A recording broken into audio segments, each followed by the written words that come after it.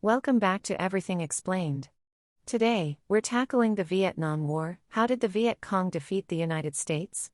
It wasn't a single battle, but a gradual erosion of American will, a slow, agonizing bleed of national resolve. The Viet Cong fought a war of attrition, a marathon of endurance and strategic patience, while the U.S., with its superior firepower and technological advantage, was the sprinter, burning bright but ultimately unsustainable. Their guerrilla tactics, a masterclass in asymmetric warfare, were central to their success. Blending seamlessly into the civilian population, they became ghosts in the jungle, making precise targeting incredibly difficult and leading to unavoidable civilian casualties.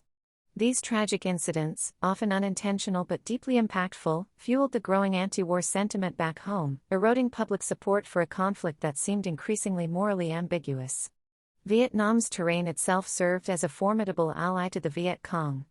The dense jungles, treacherous rice paddies, and unforgiving mountains provided near impenetrable cover, turning the battlefield into a labyrinthine nightmare for the U.S. military. Accustomed to the open battlefields of Europe and Korea, American forces struggled to adapt to this unconventional war.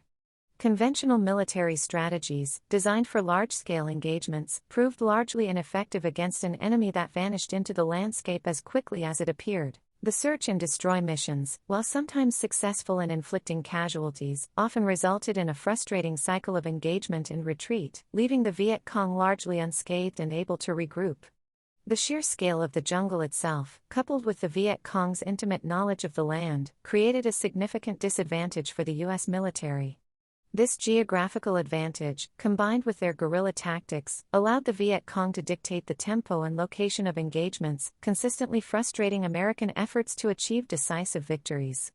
Domestic opposition to the war, initially a murmur, grew into a deafening roar as casualties mounted and the conflict dragged on without a clear end in sight.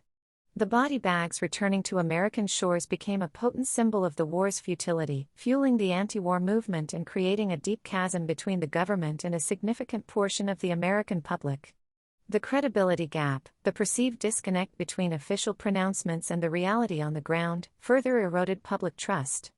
The anti-war movement, encompassing a broad spectrum of activists, students, and concerned citizens, put immense pressure on the government, organizing protests, marches, and civil disobedience campaigns that challenged the very legitimacy of the war.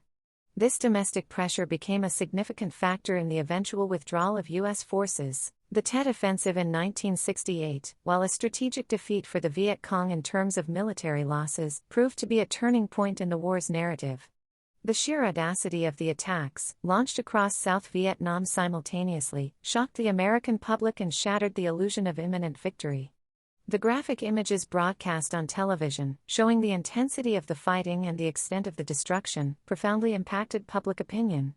The Tet Offensive, despite its military failure, became a psychological victory for the Viet Cong, shifting the narrative from potential victory to an endless, unwinnable conflict. Crucially, the Viet Cong received unwavering support from North Vietnam, the Soviet Union, and China. This external support provided essential supplies, including weapons, ammunition, and medical supplies, as well as crucial manpower and training. This constant flow of resources allowed the Viet Cong to sustain their war effort, even in the face of heavy American bombardment. The external support network ensured that the Viet Cong could endure the long war of attrition, outlasting the American commitment and ultimately achieving their strategic objectives. In conclusion, the U.S. defeat in Vietnam wasn't due to a single event or a lack of military might. The U.S. possessed superior firepower and technological advantages. The defeat was a consequence of a complex interplay of factors: the Viet Cong's mastery of guerrilla warfare and their intimate knowledge of the terrain, the devastating impact of civilian casualties on public opinion, the relentless pressure of the anti-war movement, and the sustained external support that allowed the Viet Cong to endure the long war of attrition. The Viet Cong, with their unwavering endurance, strategic brilliance, and the unwavering support of their allies, ultimately outlasted the United States, demonstrating the limitations of military might in the face of determined resistance and a strategically astute enemy. To unpack this further, let's explore the background, implications, and the broader context so you can see how these pieces fit together. We can deepen our understanding by considering practical examples, typical use cases, and the variety of perspectives that shape this topic. Another useful angle is to compare related concepts and highlight the subtle differences that matter in practice. It's also helpful to reflect on the historical development and the main turning points that have influenced the current state of affairs.